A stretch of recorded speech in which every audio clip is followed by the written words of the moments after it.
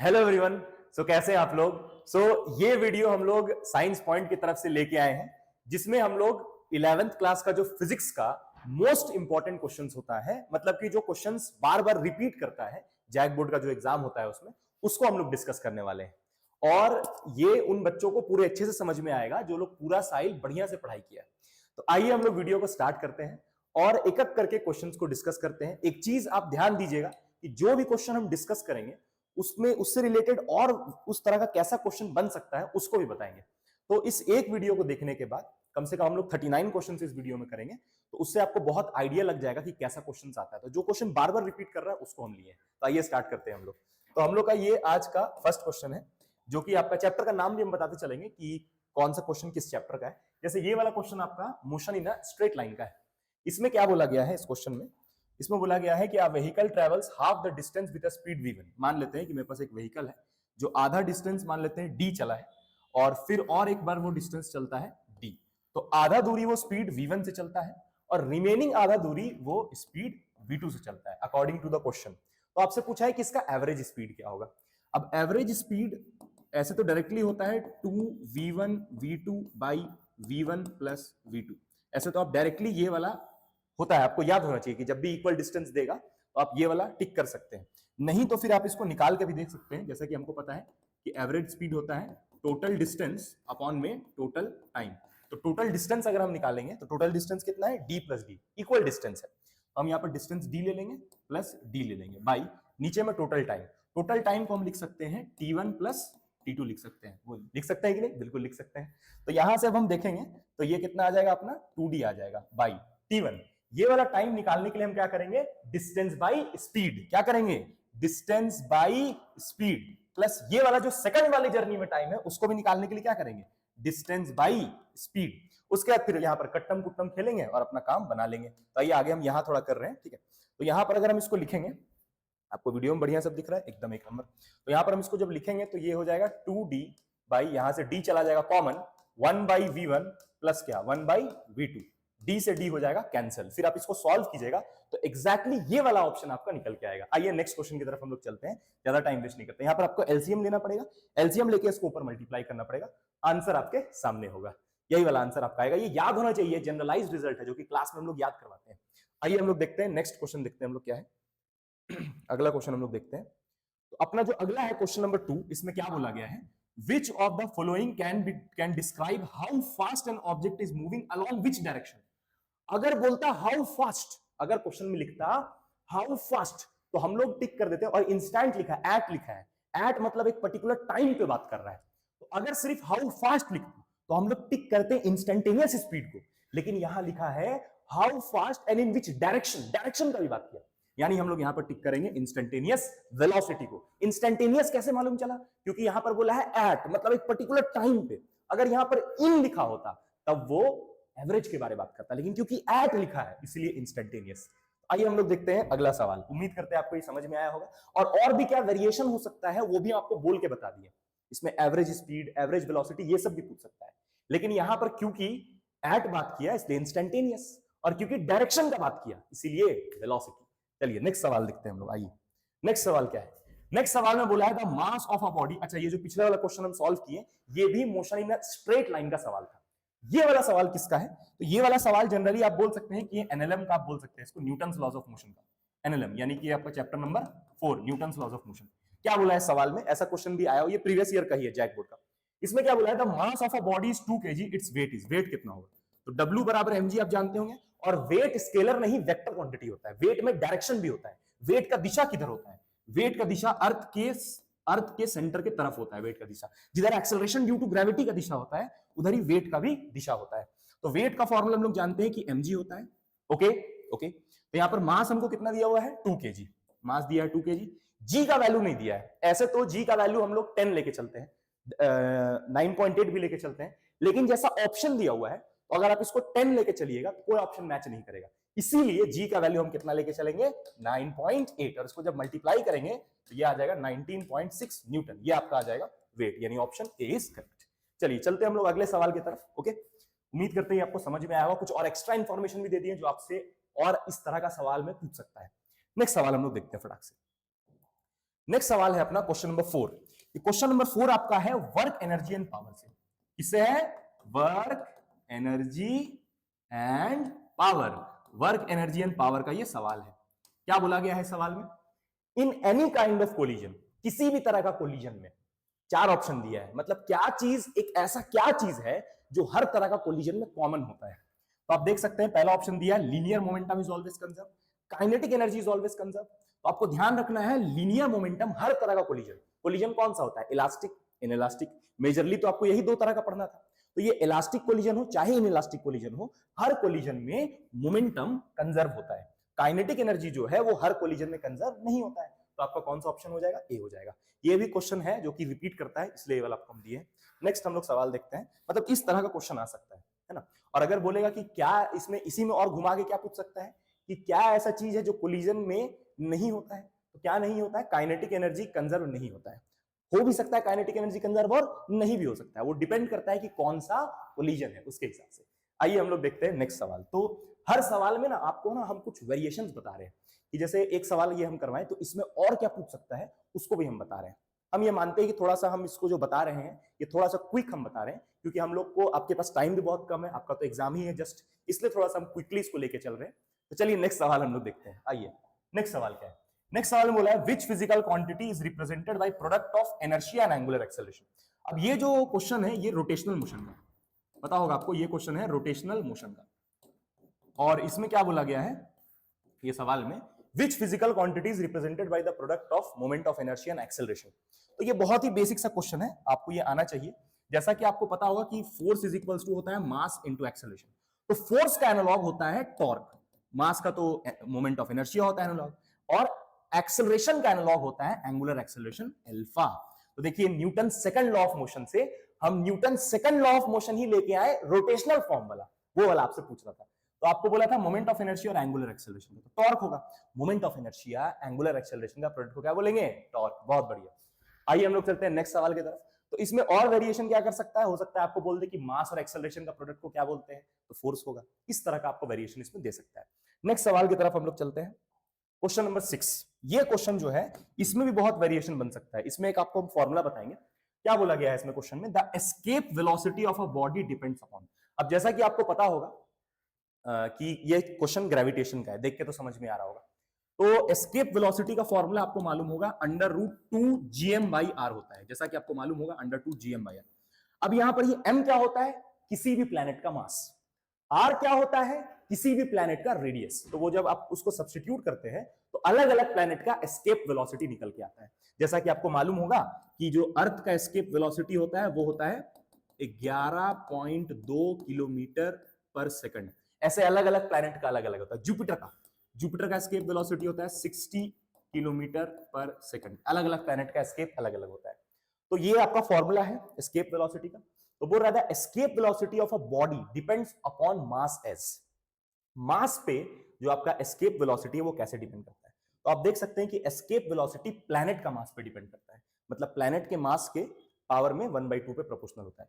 लेकिन बोल रहा है ना कि बॉडी का, तो आप ध्यान दीजिएगा ना कि बॉडी का मास पे एस्केप वेलोसिटी डिपेंड नहीं कर सकता है। The escape velocity of a body depends upon mass S. मतलब किस बॉडी का मास कितना है उससे मतलब नहीं है ना। बॉडी का मास क्या है उससे मतलब नहीं होता है। मतलब होता है जो प्लैनेट है जिससे ऑब्जेक्ट को हम फेंक रहे हैं उसका मास क्या है उस पर डिपेंड करता है। यानी कि इसका हो जाएगा आपका आंसर कि वो मास पे डिपेंड नहीं करता, यानी ए ऑप्शन हो जाएगा। क्योंकि ए ऑप्शन क्या है आपका? m का पावर 0, यानी m का पावर 0 कितना हो जाएगा? 1। किसी भी चीज का पावर 0 कितना होता है? 1। यानी एस्केप वेलोसिटी बॉडी का मास पे डिपेंड नहीं करता है। किस पे डिपेंड करता है? जो प्लैनेट से फेंक रहे हैं उसका मास पे एस्केप वेलोसिटी डिपेंड करता है। यहां पर मास बॉडी का नहीं, किसका होता है? प्लैनेट का। ये मास किसका है? प्लैनेट का है। बॉडी का मास तो फॉर्मूला में होता ही नहीं है। बहुत बढ़िया। यानी कि ये वाला हो जाएगा। तो ये थोड़ा सा आपको कंफ्यूज भी कर सकता था। ये फॉर्मूला है, यहां पर r किसका रेडियस होगा? प्लैनेट का। उम्मीद करते हैं यहां तक आपको क्वेश्चन समझ में आ रहा होगा। अगला सवाल हम लोग देखते हैं जल्दी से। तो 6 नंबर क्वेश्चन है। क्या बोला गया है? The best ideal black body, सबसे बढ़िया आइडियल ब्लैक बॉडी कौन सा था? तो ये तो याद करने वाला चीज है। सबसे बढ़िया ideal hollow enclosure black body, जो कि फेरिस ब्लैक बॉडी के नाम से भी फेमस होता है। Ferry's black body. ये क्या होता है ब्लैक बॉडी? ब्लैक बॉडी वो होता है जो 100% जो आपका जो भी हम लोग उसको रेडिएशन देते हैं उसको वो अच्छे से एब्जॉर्ब करता है, अच्छे से एमिट भी करता है। ठीक है, बहुत अच्छा एमिट करता है। एब्जॉर्प्टिविटी ब्लैक बॉडी का 1 होता है, ये सब याद होना चाहिए। और इसमें आपको बोला गया है हॉलो एनक्लोजर। तो ये हॉलो एनक्लोजर को फेरी नाम का एक साइंटिस्ट खोजा था, तो उसी के हिसाब से ऑप्शन डी हो जाएगा। तो ये क्वेश्चन भी है, रिपीटेड हो सकता है। नेक्स्ट सवाल हम लोग देखते हैं। ये नेक्स्ट सवाल क्या है? नेक्स्ट सवाल बोला है which of the following is necessary condition for superposition of wave. दो वेव को अगर मिलना है तो उसके लिए क्या नेसेसरी कंडीशन है सुपरपोज करने के लिए? तो ये भी क्वेश्चन जो है आपका, ये वेव का क्वेश्चन है। पहले तो हम ये बता दें, ये वेव्स चैप्टर का क्वेश्चन है, ठीक है। ये क्वेश्चन है आपका वेव्स चैप्टर का, ओके।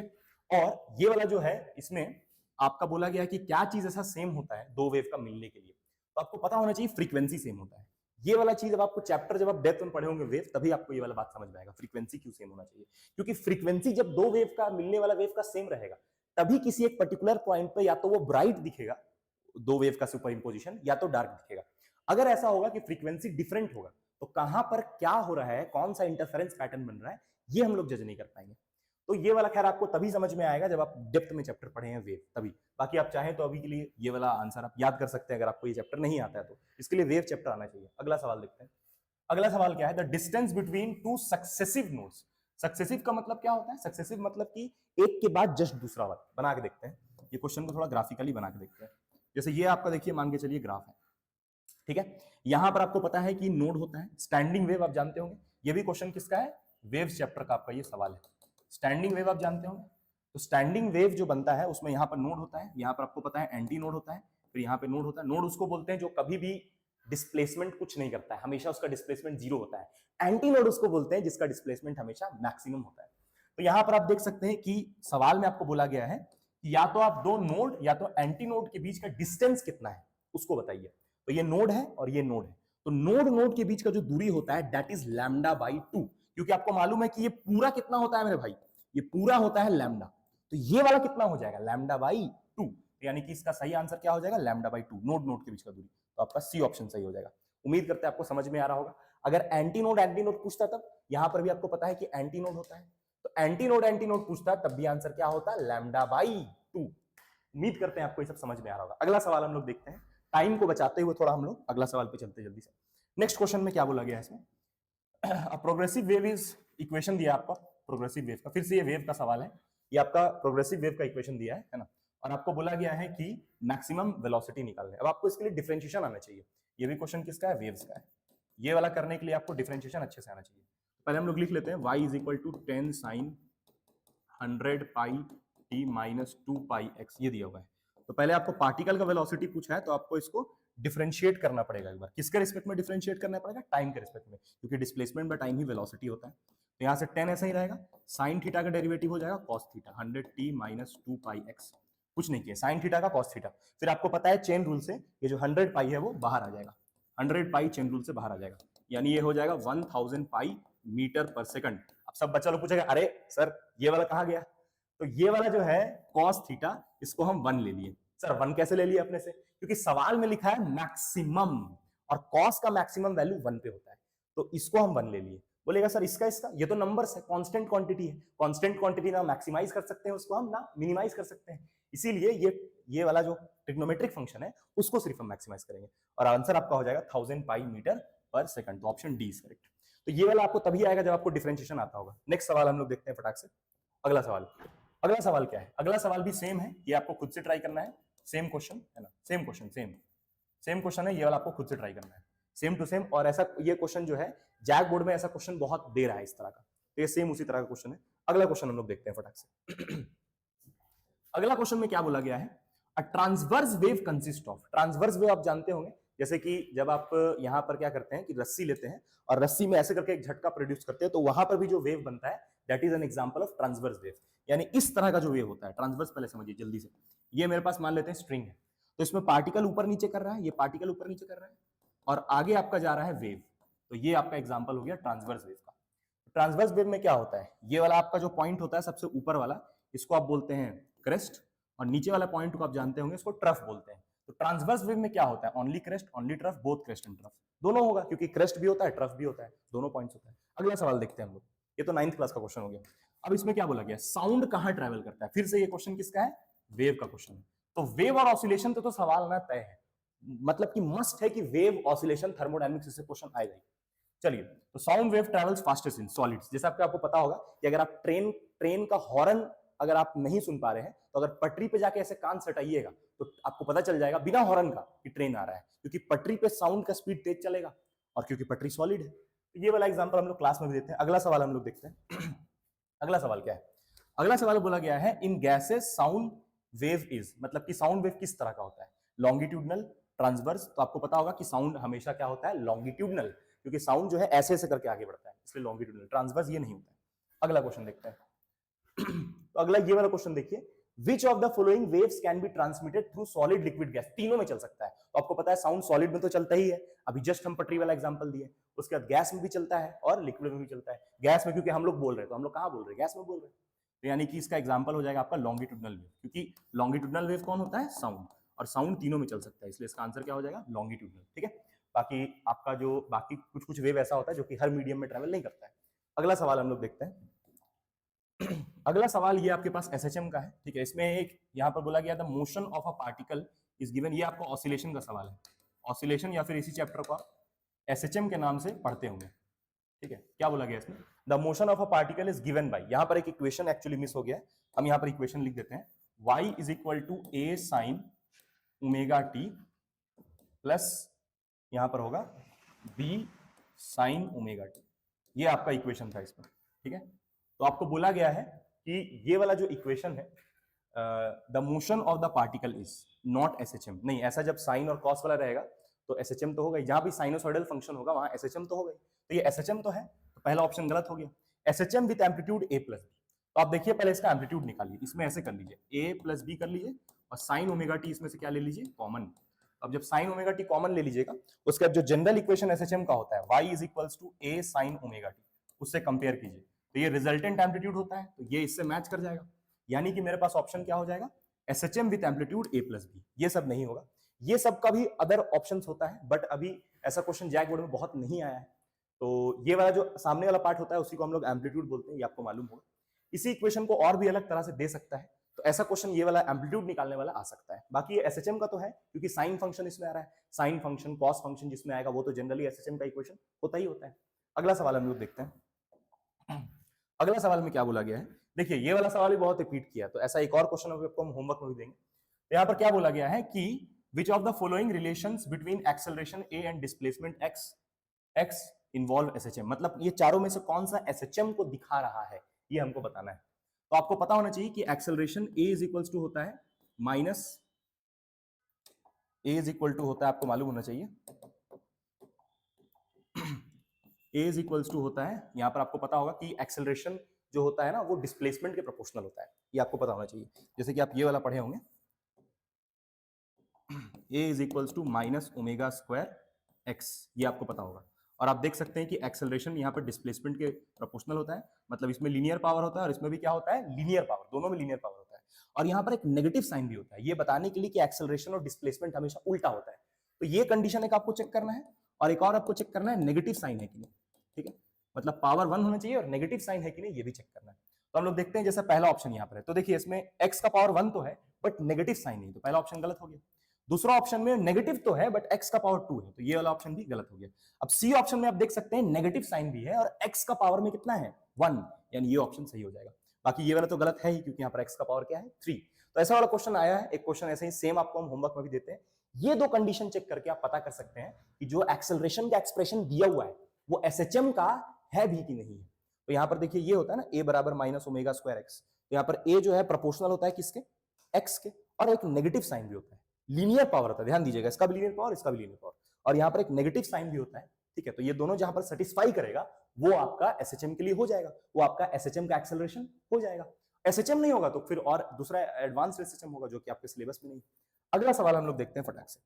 यहाँ पर क्या बोला गया है, सेम वही क्वेश्चन है, ये आपके लिए होमवर्क है, ये वाला क्वेश्चन आप ट्राई कीजिएगा। ठीक है, सेम उसी तरह का है। यहाँ पर एक्चुअली क्या है कि इसमें x का पावर में 2 होगा, तो ये वाला आप क्वेश्चन ट्राई कीजिएगा, इसमें 4 ऑप्शन है, सेम वही क्वेश्चन है जो अभी हम कर रहे हैं। नेक्स्ट सवाल देखते हैं, इसमें क्या बोला गया है। ये वाला क्वेश्चन भी, ये वाला क्वेश्चन आपके लिए इंपॉर्टेंट है, बल्कि क्योंकि आपको ना क्वेश्चन दिया रहता है कि जैसे मान लेते हैं इक्वेशन हम दे दिए y is equal to a sin omega t। अब आपको हम बोलेंगे बताइए ये एसएचएम है कि नहीं, मतलब बताइए ये एसएचएम का इक्वेशन है कि, तो आप पता कैसे कीजिएगा। तो आपको पता होगा कि एक्सेलरेशन का एक फॉर्मूला होता है a is equals to minus omega square x, और यहां से एक्सेलरेशन को आप लिख सकते हैं d2x by dt square is equal to minus omega square x. ये वाला इक्वेशन आपको आता होगा। इसको जब हम इस तरफ भेज देंगे तो ये हो जाएगा d2x अपॉन में dt square plus omega square x equals to 0। तो ये वाला कंडीशन को जो भी सेटिस्फाई करता है उसको हम एसएचएम का इक्वेशन बोलते हैं, और जो इस कंडीशन को सेटिस्फाई नहीं कर पाता है वो एसएचएम का इक्वेशन नहीं होता है। तो इसको हम लोग ऐसे डिफरेंशियल इक्वेशन ऑफ एसएचएम बोलते हैं।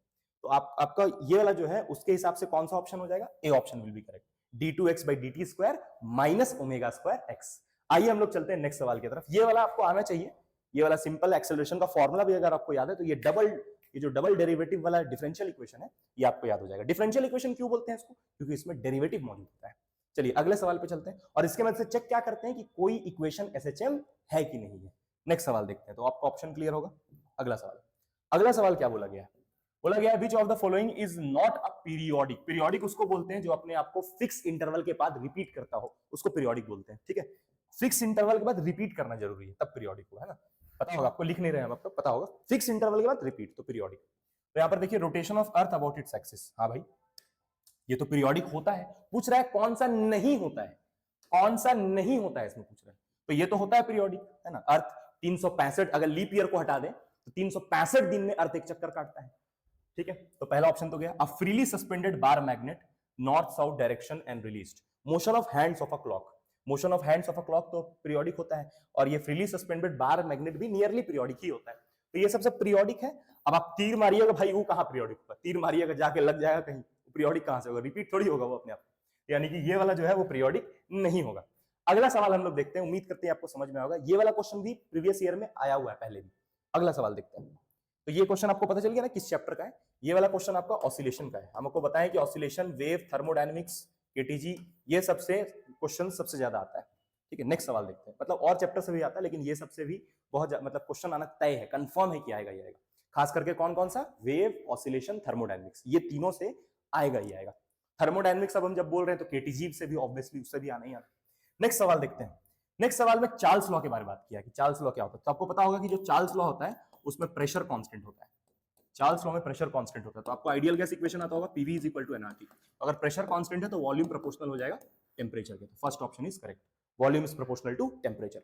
अगला सवाल देखते हैं। ऐसे में बॉयल्स लॉ भी पूछ सकता है, क्या पता अगला सवाल उसी का होगा। हाँ, बॉयल्स लॉ। तो बॉयल्स लॉ में आपको पता होना चाहिए कि बॉयल्स लॉ में टेम्परेचर कांस्टेंट होता है। तो अगर टेम्परेचर कांस्टेंट होगा तो PV is equal to NRT होगा। ये आपको मालूम होगा कि पीवी इज इक्वल टू क्या होता है? एनआरटी। तो अगर टेम्परेचर कांस्टेंट है तो पीवी बराबर क्या हो जाएगा? कांस्टेंट, मतलब इन दोनों का प्रोडक्ट कांस्टेंट डी हो जाएगा। इसी को आइसोथर्मल प्रोसेस भी बोलते हैं, पता होना चाहिए सब आपको। अगला सवाल देखते हैं हम लोग फटाक से। नेक्स्ट सवाल क्या बोला गया? Mayer's relation. देखिए मेयर साइंटिस्ट का नाम है, इसका फेमस रिलेशन था CP minus CV is equal to R. अब इसी में एक ट्विस्ट करके सवाल पूछ सकता है। ट्विस्ट करके क्या पूछ सकता है वो भी अभी आपको हम जल्दी से बता देते हैं 2 मिनट में। तो ये सीपी और सीवी आपको पता होना चाहिए मोलर होता है, मोलर स्पेसिफिक, मोलर स्पेसिफिक। ठीक है, कभी कभी आपको सिर्फ सवाल में स्पेसिफिक हीट लिखा हो सकता है, तब ये रिलेशन हो जाएगा SP minus SV equal to R by M. ये आपका मेयर्स रिलेशन नहीं, ये मेयर्स रिलेशन को ये मॉडिफाई किया हुआ है। ये दोनों जो एसपी और एसवी दिख रहा है ये स्पेसिफिक हीट्स है, स्पेसिफिक हीट। लेकिन क्योंकि अभी सवाल में बात किया मेयर रिलेशन का, तो मेयर रिलेशन यही होता है जिसमें मोलर स्पेसिफिक हीट होता है, यानी कि ए ऑप्शन हो जाएगा। तो आप देख लीजिएगा स्पेसिफिक हीट वाला भी क्वेश्चन आपसे पूछ सकता है। यहाँ पर बस फर्क इतना होगा कि यहाँ पर एम नहीं होता है नीचे में और इसमें एम नीचे में होता है। सर ये एम क्या है? Molecular mass. एम क्या है? Molecular mass. अगला सवाल देखते हैं। अगला सवाल क्या है? अगला सवाल में पूछा गया है कि the relation between pressure and volume of adiabatic process. पकड़ लिया एडियाबैटिक, तो पीवी का power gamma equal to constant, ये सब तो याद करने वाला चीज है। तो पीवी का power gamma equal to constant, ये रटा होना चाहिए। गामा पता है ना क्या होता है? गामा होता है CP by CV. Clear? Next सवाल देखते हैं हम लोग। चलिए नेक्स्ट सवाल क्या है? नेक्स्ट सवाल में बोला गया है आइसोथर्मल प्रोसेस में क्या होता है। तो आपको पता है आइसोथर्मल प्रोसेस में टेम्परेचर कांस्टेंट होता है, टेम्परेचर कांस्टेंट होता है आइसोथर्मल में।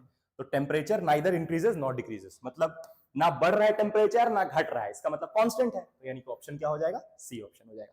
अगला सवाल देखते हैं हम लोग। ठीक है, नेक्स्ट क्वेश्चन है क्वेश्चन नंबर 26। क्या बोला गया इसमें? In an isothermal process internal energy के ऊपर बात किया है। तो U इज इक्वल टू आपको पता होगा N C V delta T होता है, तो इसको N C V T final minus T initial मान लेंगे। अब क्योंकि आइसोथर्मल है इसलिए टेम्परेचर दोनों में क्या रहेगा? दोनों केस में टेम्परेचर टी रहेगा, यानी सेम। तो टी माइनस टी क्या हो जाएगा? 0, यानी इंटरनल एनर्जी क्या आ जाएगा? 0। तो A option will be correct. अगला सवाल देखते हैं। अगला सवाल में क्या बोला गया है? अच्छा, इसमें दो सवाल है, 27, 28, दो क्वेश्चन है। In adiabatic process internal energy is equal to, अच्छा एडियाबैटिक प्रोसेस में क्या होता है, तो एडियाबैटिक प्रोसेस में आपको पता है कि delta Q is equal to delta U plus delta W, ये आपको पता होगा, ठीक है। अब यहां पर क्या बोला गया है कि क्योंकि आपको पता है कि एडियाबैटिक प्रोसेस जब हम बात कर रहे हैं तो यहां पर देखिए positive work done, negative work done, ऐसे करके। तो अगर हम बात करेंगे एडियाबैटिक प्रोसेस का, तो एडियाबैटिक प्रोसेस में आपको मालूम होना चाहिए कि जो आपका हीट का लेन देन है, हीट का एक्सचेंज है, वो जीरो होता है, मतलब हीट का कोई लेन देन नहीं होता है। तो अगर हीट एक्सचेंज जीरो है तो इसको इधर भेज देंगे, तो delta U negative is equal to delta U हो जाएगा, यानी इंटरनल एनर्जी है जो है वो नेगेटिव वर्क के इक्वल होगा। इंटरनल एनर्जी जो है, इंटरनल एनर्जी वो नेगेटिव वर्क के इक्वल होगा, बी ऑप्शन। तो ये सब आपको तभी आएगा जब आपका चैप्टर थोड़ा अच्छे से पढ़ा हुआ है, तभी आप फटाफट कर पाइएगा। अगला सवाल देखते हैं, आपको एफिशिएंसी पूछा गया है Carnot engine, efficiency of Carnot engine, जो कि पहले भी आया था। इसको एक बार हम बताते हैं सॉल्व करके कैसे करना है। सबसे पहले एफिशिएंसी का फॉर्मूला आपको आना चाहिए, क्या होता है। तो एफिशिएंसी का फॉर्मूला आपको मालूम होगा कि eta is equals to, efficiency का फॉर्मूला लिख रहे हैं 1 माइनस Q2 बाई Q1, ये फॉर्मूला होता है, ठीक है, एफिशिएंसी का। Eta is equals to 1 minus Q2 by Q1, जहां पर Q1 किसका टेम्परेचर, हीट रिजेक्टेड होता है, ये आपका जो हीट होता है Q2, Q1 आपका होता है सोर्स का हीट, और Q1 होता है आपका सिंक का। इसी फॉर्मूला को हम लोग टेम्परेचर के टर्म में भी लिखते हैं, तो हम लोग चलिए देखते हैं इसको टेम्परेचर के टर्म में कैसे लिखेंगे। Eta is equals to 1 minus T2 by T1, ये आपका आ गया टेम्परेचर के टर्म में। तो अब सवाल में क्योंकि आपको टेम्परेचर के टर्म में डेटा दिया हुआ है, तो यहां पर आप T1 T2 देखिए, दो टेम्परेचर दिया हुआ है, तो दोनों टेम्परेचर्स को यहां डाल दीजिएगा तो आपका एफिशिएंसी निकल जाएगा। और क्योंकि ऑप्शन परसेंटेज में दिया हुआ है, इसीलिए जो आपका आंसर आएगा 1 माइनस T2 बाई T1 करके, उसको 100% से मल्टीप्लाई करना पड़ेगा, तब फाइनल आंसर परसेंटेज में आपको मिल पाएगा। और ये T1 T2 को सेल्सियस में नहीं, किसमें लेना पड़ेगा मेरे भाई, केल्विन में। तो केल्विन में कन्वर्ट करने के लिए क्या करना पड़ेगा, 127 को 273 से प्लस करना पड़ेगा, और इसको भी किससे प्लस करना पड़ेगा, 273 से, तब जाकर के आपका सही आंसर आएगा एफिशिएंसी का, ठीक है। तो ये वाला आपको फॉर्मूला याद होना चाहिए, ये भी याद होना चाहिए, क्या पता ये वाला काम आ जाए अगर हीट दिया रहेगा तो। और ध्यान रखना है टेम्परेचर किस में लेना है, केल्विन में। ये वाला सवाल आप डेटा पुट करके और सॉल्व कर सकते हैं। नेक्स्ट क्वेश्चन हम लोग देखते हैं। नेक्स्ट क्वेश्चन में क्या बोला गया है, देखिए ये वाला क्वेश्चन, इसमें बोला गया है which of the following process is correct for a given PV diagram, कौन सा इस गिवन डायग्राम के लिए सही है। अब देखिए आपको जितना भी थर्मोडायनामिक प्रोसेस है वो अच्छे से आना चाहिए, तभी ये सवाल आपसे बन पाएगा। तो यहाँ पर जो क्वेश्चन दिया गया है, इसमें आप देख सकते हैं कि वॉल्यूम जो है वो चेंज कर रहा है, बट प्रेशर को कोई उससे फर्क नहीं पड़ रहा है। अब प्रेशर कांस्टेंट है, मतलब कह सकते हैं प्रेशर कांस्टेंट है, और आपको पता होना चाहिए कि प्रेशर कांस्टेंट किसमें होता है, आइसोबेरिक प्रोसेस में, यानी इसका ऑप्शन कौन सा हो जाएगा, C option is correct, isobaric process. अगला सवाल हम लोग देखते हैं। अगला सवाल है अपने पास क्वेश्चन नंबर 30, क्या बोला गया इसमें, Newton's which law is real law of motion, ये तो बहुत फेमस है। तो आपको पता होगा न्यूटन का जो सेकंड लॉ होता है वो रियल लॉ होता है, क्योंकि सेकंड लॉ के मदद से फर्स्ट को और थर्ड को दोनों को प्रूफ किया जा सकता है। अगला सवाल देखते हैं। अगला सवाल क्या है, बोला गया है Newton second law of motion is, तो यहां पर एक चीज मिस हो गया है, एमए होगा इसमें, ठीक है। तो ये फर्स्ट ऑप्शन आपको हो जाएगा, एफ इक्वल्स टू एमए, बाकी सब तो न्यूटन का सेकंड लॉ है ही नहीं। अच्छा, ये भी न्यूटन का सेकंड लॉ होता है, F is equals to DP by D T, अगर ये लिखा रहे तो ये भी सेकंड लॉ ही कहलाएगा, rate of change in momentum, ठीक है।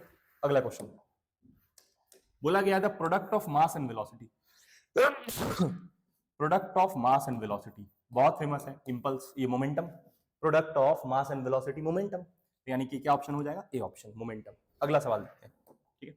अगला क्वेश्चन क्या बोला गया है, change in momentum is given by, change in momentum, ध्यान रखिएगा, चेंज इन मोमेंटम, इंपल्स, ये सब आपका लॉज ऑफ मोशन का सवाल है जो हम ले रहे हैं, इंपल्स, तो change in momentum equal to impulse. लेकिन देखिए यहाँ पर ना कहीं भी चेंज इन मोमेंटम नहीं दिया, मतलब चेंज इन मोमेंटम को इंपल्स के इक्वल डायरेक्ट नहीं दिया है, तो आप ध्यान दीजिएगा, impulse is equal to change in momentum, तो इसको लिखते हैं mv माइनस mu, ये चेंज इन मोमेंटम को momentum final minus momentum initial लिख दिया, यानी कि मास और वेलोसिटी का प्रोडक्ट। तो आप देख सकते हैं कि यहाँ पर मास और वेलोसिटी का प्रोडक्ट है। अच्छा, तो इसमें से भी देख नहीं रहा, तो एक चीज और आपको पता होगा, ये जो मोमेंटम होता है ये फोर्स और टाइम का प्रोडक्ट के इक्वल होगा, ये पता होना चाहिए आपको। न्यूटन सेकंड लॉ से मोमेंटम जो है फोर्स और टाइम का प्रोडक्ट के इक्वल होगा, तो फोर्स इनटू टाइम, तो ऑप्शन बी इज करेक्ट, ठीक है, क्योंकि ये मोमेंटम हो जाएगा, change in momentum. Newton second law, ये भी किसका क्वेश्चन है, Newton second law of motion, NLM 2। अगला सवाल देखते हैं हम लोग, चलिए अगला सवाल देखते हैं।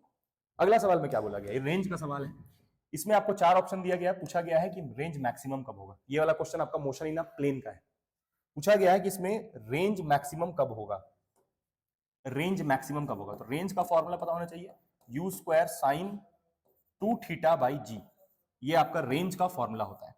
अब रेंज को बोला गया है मैक्सिमम करने के लिए, क्या करने बोला गया है, मैक्सिमम करने के लिए, तो मैक्सिमम होगा u स्क्वायर बाई जी। बहुत सिंपल क्वेश्चन है। बोलिएगा सर ये कहां चला गया, तो आपको पता होना चाहिए कि साइन 2 थीटा जो है उसका मैक्सिमम वैल्यू 1 होता है, और जब थीटा को हम 45 डिग्री डालेंगे तभी हमको ये क्या मिलेगा, मैक्सिमम। यानी कि रेंज जो है मैक्सिमम होता है u स्क्वायर बाई जी पे, और थीटा को 90 नहीं डालना है, 90 डाल दीजिएगा तब तो एक जीरो हो जाएगा, तब ये है ना, थीटा कितना डालना होगा, 45। यानी ऑप्शन कौन सा हो जाएगा, ए ऑप्शन इज करेक्ट, क्योंकि थीटा को 45 डालना है, ठीक है, तब ना 45 इंटू 2 90 होगा, तब ये 1 मिलेगा। अगला सवाल हम लोग देखते हैं। अगला सवाल में बोला गया है कि Cp by Cv for diatomic gas, Cp by Cv for diatomic gas, diatomic gas के लिए Cp बाई Cv, तो Cp by Cv is equals to होता है 1 + 2 बाई f। अब क्योंकि डायटोमिक लिखा है तो डायटोमिक का डिग्री ऑफ फ्रीडम कितना होता है, 5, यानी ये हो जाएगा 1 + 2 बाई 5, यानी कि हो जाएगा 5 + 2 बाई 5, यानी कि 7 बाई 5, यानी ऑप्शन क्या हो जाएगा आपका 7 बाई 5। तो आपको ये फॉर्मूला आना चाहिए था बढ़िया से, ये Cp बाई Cv का फॉर्मूला आना चाहिए था, डिग्री ऑफ फ्रीडम आना चाहिए था, तभी ये सवाल आपसे सॉल्व होता। तो ये फॉर्मूला आप याद कर सकते हैं। तो कौन सा हो जाएगा इसका सही आंसर, तो इसका सही आंसर हो जाएगा आपका 7 बाई 5 आ रहा है, यानी कि D option will be correct. ठीक है, अगला सवाल देखते हैं हम लोग फटाक से। अगला क्वेश्चन क्या है, अगला क्वेश्चन सेम है, ये आपको खुद से ट्राई करना है, सेम वही डेटा पे है। अगला क्वेश्चन देखते हैं। इसमें क्या बोला गया, देखिए ये क्वेश्चन आपका फ्लूइड मैकेनिक्स का है, ये क्वेश्चन आपका फ्लूइड्स का है, फ्लूइड्स का एक बेसिक सा क्वेश्चन है, बहुत इजी क्वेश्चन भी आता है, ऐसा नहीं है कि सिर्फ हार्ड आता है। तो यहाँ पर क्या बोला गया है, मतलब कि क्वेश्चन का लेवल तो बहुत इजी है। प्रेशर का यूनिट पूछा गया है, तो प्रेशर का यूनिट पास्कल होता है, ऐसा यूनिट प्रेशर का पास्कल होता है। अगला सवाल देखते हैं, इसमें क्या बोला गया 38 नंबर में, which of the following motion is not SHM. फिर से देखिए ये ऑसिलेशन का क्वेश्चन है, तो एसएचएम का क्वेश्चन, वेव का क्वेश्चन, थर्मो का क्वेश्चन हम बहुत ज्यादा लिए हैं, ये दिखाने के लिए कि अगर ये 3 चैप्टर आप ढंग से कर लेते हैं, क्योंकि इसका वेटेज ज्यादा है ऐसे ऑलरेडी, मतलब ऐसे भी कॉम्पिटिटिव एग्जाम्स में, नीट में, जेई में ज्यादा पूछता है इसको, इसलिए आपको इसको अच्छे से करके जाना है। किसको, थर्मोडायनेमिक्स को, वेव को, और थर्मोडायनेमिक्स को, वेव को, ऑसिलेशन को आप एसएचएम भी बोलते हैं, ये सब एकदम बढ़िया से करके जाना है। चलिए नेक्स्ट ये वाला क्वेश्चन देखते हैं, क्या बोला गया इसमें। बोला गया है which of the following motions is not SHM, कौन सा एसएचएम नहीं, एसएचएम है नहीं पूछा गया, कौन सा एसएचएम नहीं है पूछा गया, नहीं को मार्क करना है। तो यहाँ पर वर्टिकल ऑसिलेशन ऑफ स्प्रिंग, ये वाला डायग्राम आपको बना के दिखाते हैं। जैसे मान लेते हैं ये मेरे पास एक सपोर्ट है और इसमें एक बॉब लटका हुआ है, तो अगर ये ऐसे से कर रहा है बॉब ऊपर नीचे, तो ये भी एसएचएम का एग्जांपल होगा। मान लेते हैं इस वाला मीन पोजीशन के अबाउट ऊपर नीचे करना, तो ये एसएचएम का एग्जांपल हो गया, इसीलिए ये गलत हो गया। पूछा है कौन सा एसएचएम नहीं, मोशन ऑफ सिंपल पेंडुलम, ये सिंपल पेंडुलम, तो ये तो एसएचएम होता ही होता है, ठीक है, हाँ ये तो एसएचएम होता ही है, यानी कि ये वाला भी गलत हो जाएगा। आपको बोला गया है कौन सा एसएचएम नहीं है उसको टिक करना है, तो ये तो एसएचएम है इसलिए इसको काट दिए। Motion of a planet around the sun, अब प्लैनेट घूम रहा है भाई सन के अराउंड, तो ये तो सर्कुलर मोशन हुआ ना भाई, ये तो सर्कुलर मोशन हुआ, तो ये वाला आपका सही हो जाएगा। कौन सा एसएचएम नहीं है पूछ रहा था।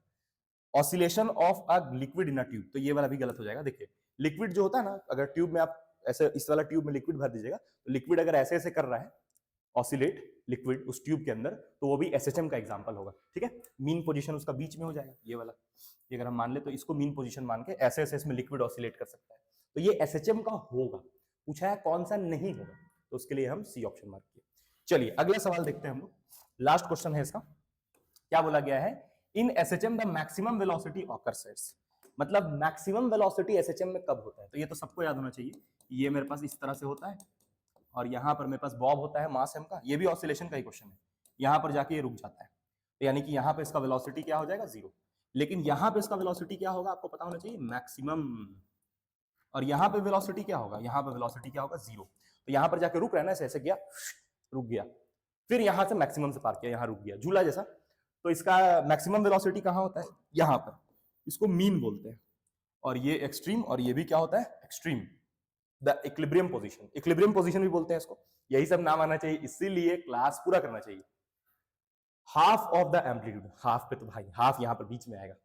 Maximum displacement from the equilibrium, maximum पे 0 हो जाता है, पूछा गया है मैक्सिमम, तो मैक्सिमम तो इक्विलिब्रियम पे होता है, इसको बोलते हैं इक्विलिब्रियम, और यहीं पर वो सबसे तेजी से गुजरता है, इसलिए ऑप्शन कौन सा हो जाएगा, ए।